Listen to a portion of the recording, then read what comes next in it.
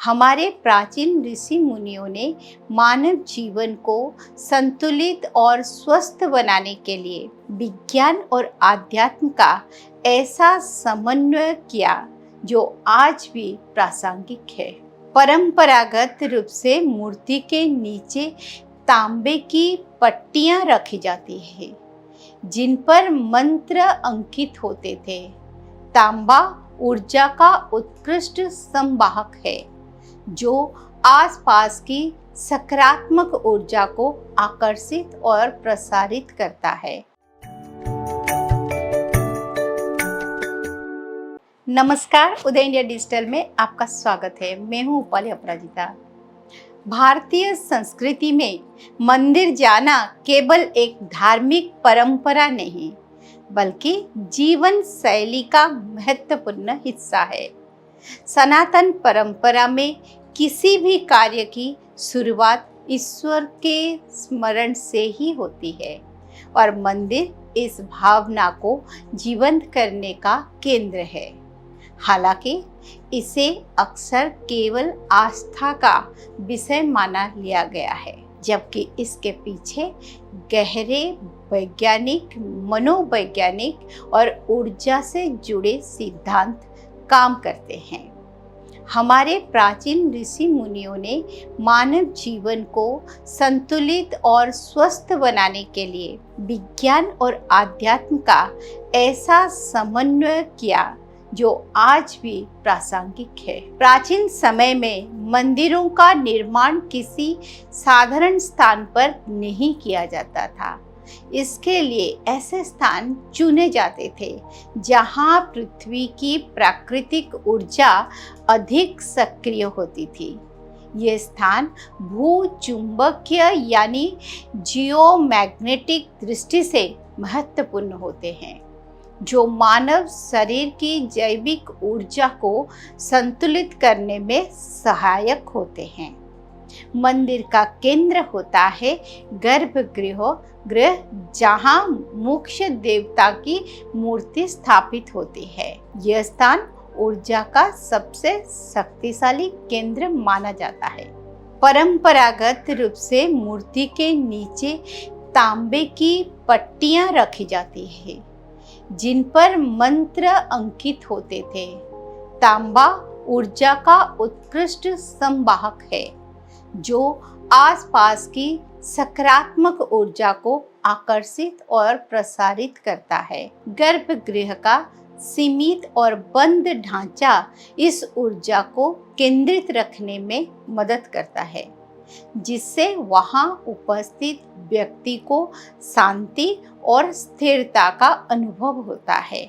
मंदिर जाना एक ऐसा अनुभव है जो हमारी पांचों इंद्रियों को एक साथ सक्रिय करता है, जिससे शरीर और मन पर गहरा प्रभाव पड़ता है। मंदिर में प्रवेश करते ही घंटी बजाने की परंपरा होती है।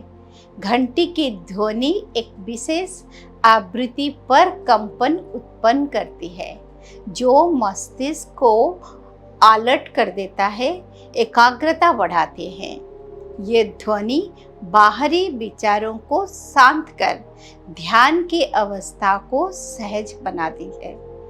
दीपक की लौ, मूर्ति की संरचना और मंदिर का वातावरण, ये सभी दृश्य तत्व मन को स्थिर और शांत करते हैं।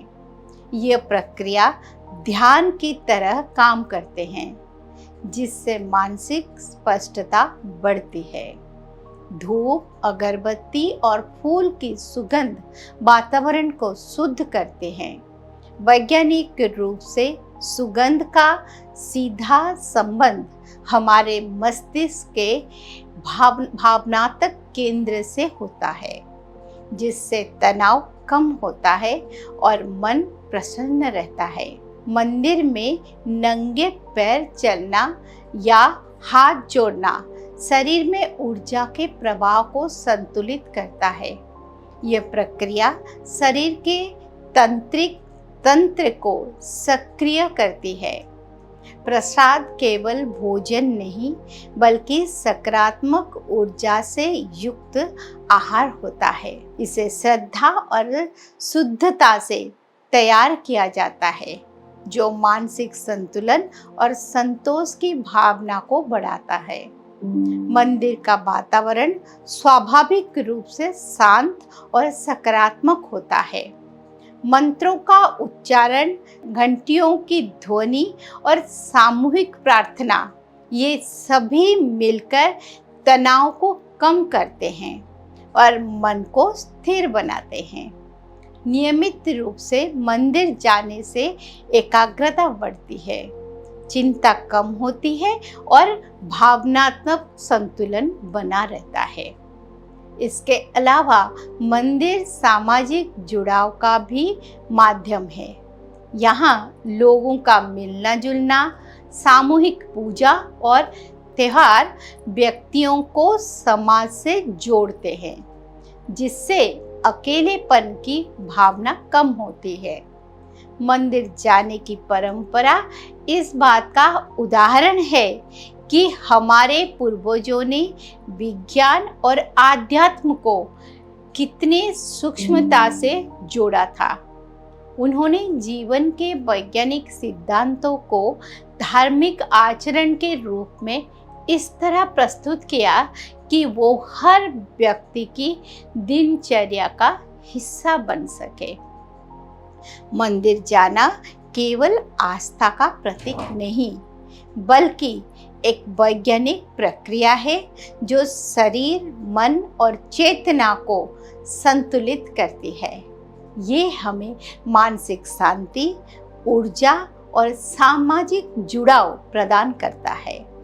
आज के आधुनिक जीवन में जब तनाव और असंतुलन बढ़ रहा है, तब इन परंपराओं के पीछे छिपे विज्ञान को समझकर अपनाना और उसे आवश्यक है। यही वो संगम है जहां आस्था और विज्ञान एक दूसरे को पूर्ण करते हैं। ऐसे ही रोचक बातें सुनने के लिए देखते रहिए उदय इंडिया डिजिटल। नमस्कार।